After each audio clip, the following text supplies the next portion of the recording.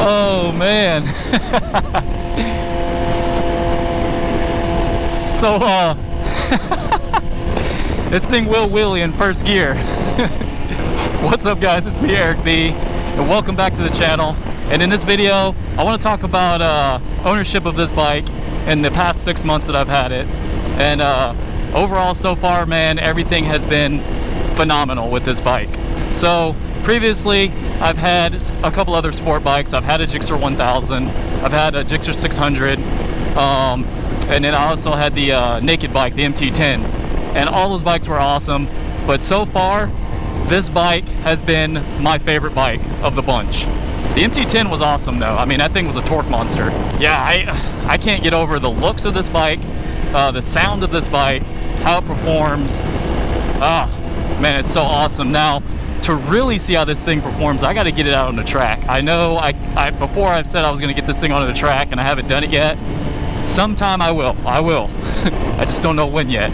But starting off, man, how does this thing feel day to day riding it? You know, there hasn't been a lot of times where I've been able to ride it back and forth to work or anything like that every day, but we've gotten some good weather over the past few days. So I've been able to actually ride to work you know, over the course of a week. And I will say this bike is not a bike obviously for doing long road trips or even commuting for that much. So if that's something that's a big concern to you, you might want to think about, you know, a different bike. But some people don't care. Like me, I don't care. You know what I'm saying? I'll deal with it. Just to have this type of bike, man, it's freaking awesome. I love it. But my commute is about 25 minutes or so, and you know, it's pretty much just straight line kind of freeway riding and stuff like that. So I mean, there's not a lot. I think it'd be a lot more fun if you had like more curves and stuff like that. But yeah, the ergonomics on here are really aggressive, so it can become tiring and stuff like that on your back and especially your shoulders and stuff. When I went to the Tail of the Dragon, we rode all day long. And by the end of the day, man, I was smoked. I was ready to get off the bike. But I was also carrying a camera bag and a bunch of other stuff. So, I mean, it depends on the person too. If you're, you know, more physically fit and stuff like that, it isn't going to bother you as much.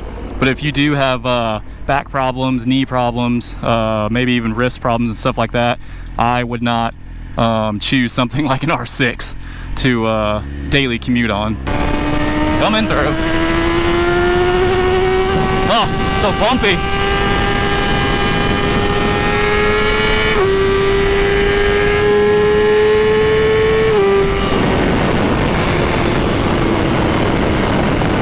Yeah, these roads here in Louisiana suck. Alright, so what else do we got here? So fuel economy. Obviously you don't buy a sport bike for fuel economy, but it's not too bad. It takes about 10 bucks to fill it up using premium. Now this doesn't have a gas gauge or anything, which sucks, but that's too easy because I've gotten used to, you know, knowing how many miles it is before the gas light comes on, and I can usually get anywhere from 120 to 130 miles out of it. Maintenance wise, I have not had any issues with this bike, and working on it is pretty easy because I mean it's a Japanese bike and everything, so it's not bad. The only thing that sucks is obviously taking the fairings off and stuff like that, but the oil change was simple. I did the cat delete and everything when I did the exhaust. I pulled the header off and everything. Everything was pretty straightforward and pretty simple to do. Oh, hello. Good thing I wasn't speeding. But yeah, I pretty much do all my own maintenance on my bike, other than, you know, bringing it in to get the tires changed out or whatever. That's about it. But this thing has been pretty good when it comes to maintenance. So I've noticed a lot of you guys pull these mirrors off and put bar end mirrors on or don't put anything on at all. I do think it makes the front end of the R6 look a little bit more sleek, but I like the mirrors. It's not bad. They have the integrated turn signal in them, and I like being able to, you know, kind of see what's behind me, you know, without, obviously I always, you know, check my shoulders and everything, but just to glance over every now and again, it's nice to have.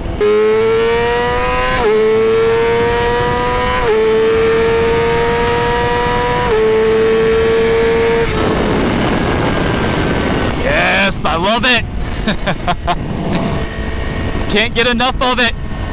Alright, so the styling of this bike is by far, in my opinion, the best looking 600 you can get. Like, the 4th generation R6 is so sexy. Like, I love it. This is one of those bikes where like you get off of it and you know, you're walking into like the store or whatever, you're going in your house after you put it up in the garage, and you just keep looking back at it, man. It looks so good. Yeah, nice little Honda. That was another reason why I wanted this bike, not only for the performance and everything, but just the looks, man. It's one of those bikes where it turns heads. Now, when I had my Gixxer 1000, I had a 2017. It weighed about 450 pounds wet, and this bike is about 419, 420, somewhere in there. And when I did the cat delete, that dropped about 10 pounds, and the bike is pretty light. And you know, I mean, I liked my other bikes, but like I said, man, this bike I fell in love with. Like, I liked them, but I wasn't in love with them. And this bike, I'm in love with it. Like, I really don't think that I'm gonna get rid of this anytime soon. And it sucks they don't make this bike anymore. Can't believe they discontinued it. I mean, they do have the track version of it that they'll still make, but you can't buy them, you know, for the street or anything. And I think they're gonna be hard to find here eventually, and people are gonna be, you know, trying to sell them. I think they'll hold their value if it's in good condition, but a lot of people, you know, will be trying to sell them probably more than what they're worth, because a lot of people will be looking for them. Let's see, just the cost of owning it, the insurance and stuff like that. I'm an older guy, so I'm 39 for those of you that didn't know, and the insurance on my bikes aren't too bad, especially even with full coverage and everything. And like I said, maintenance and gas and stuff like that on these type of bikes aren't bad. You start getting into the European bikes, you know, BMW and your Ducatis and stuff like that, that's where the maintenance starts getting you. I love the display. I love the analog tack. Everything is simple. It's there. I like it. You know, the only thing that's missing is the fuel gauge, but whatever. That's not a showstopper. The suspension on this bike, I noticed, is really stiff, especially here in Louisiana with these sorry roads that we have. Super bumpy, man. I'm just constantly, you know, getting a leg workout, so I'm not getting jarred around or anything like that. But I do need to get this suspension adjusted on here. For, you know, my riding style, my weight and stuff like that.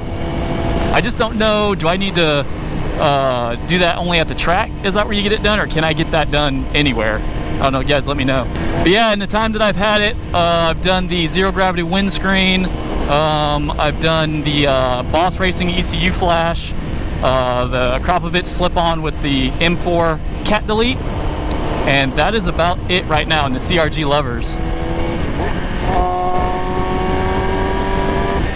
Yay, twisties!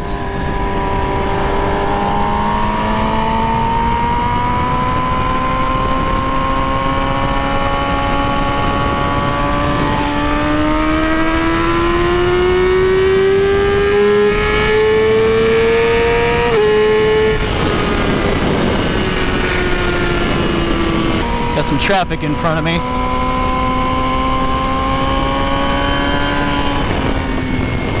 And I am not some super experienced rider, guys, and taking curves or anything like that. I'm out here having fun. I still need to do some track days to get my confidence up, you know what I'm saying? Get better with body positioning and just leaning and everything like that.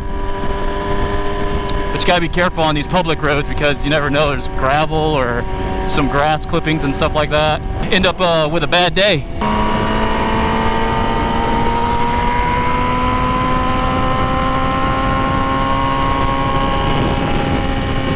Now, future plans, I still want to put a 520 chain and sprocket on here. I'm going to keep the stock gearing, but I do want to go that route.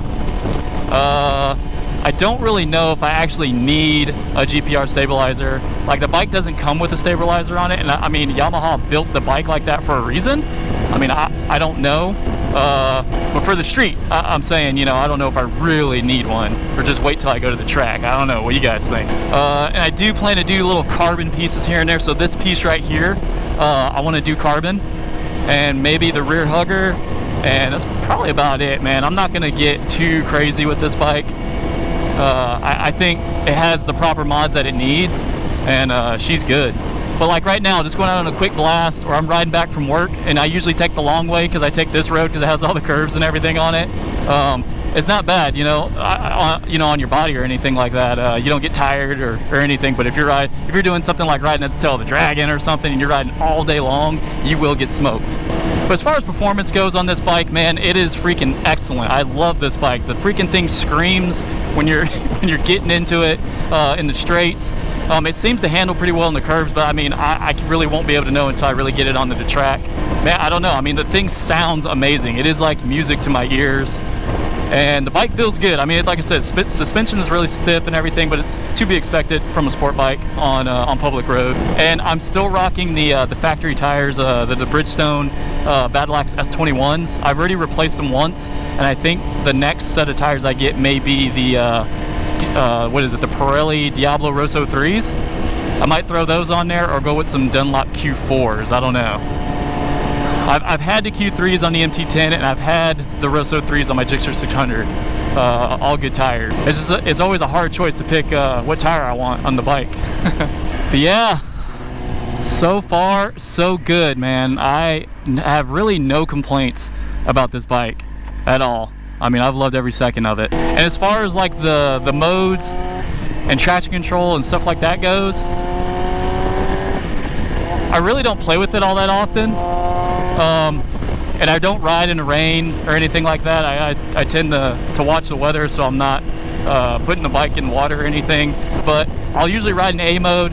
Most of the time I'm in standard, just so the throttle's not so twitchy because the roads are so bumpy. And then traction control I have off now just because I'm just messing around. But usually I'll keep it in traction control 1, just so it has some sort of intrusion. But other than that, man, I really don't play with it that much. Yeah, I can see it now in the comments and stuff like that. People always got something to say about, you know, 600s. Oh, it's just a little 600, or, you know, it's a girl's bike. Like, what?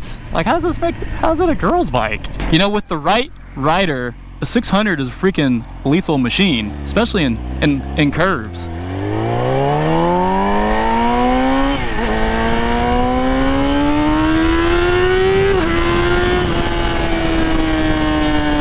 Just wanted to let you know my thoughts on this bike so far in the little amount of time that I've had it. And I love it, no complaints. This thing is awesome. There's just, you know, little things here and there you should watch out for if you are looking to get a R6, especially when it comes to the comfort department and the ergonomics and everything, and what type of riding you plan on doing. But other than that, man, the performance is crazy. This does not have a lot of torque down low or anything like that. Obviously, all the power is, you know, once you get mid to upper range, that's where the power sits.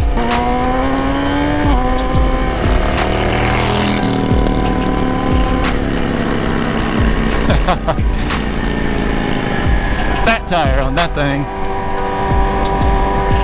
But yeah, guys, if you are new to the channel, be sure to subscribe, hit that notification bell, stay updated on all of my latest content, and I will catch you guys in the next one. Peace.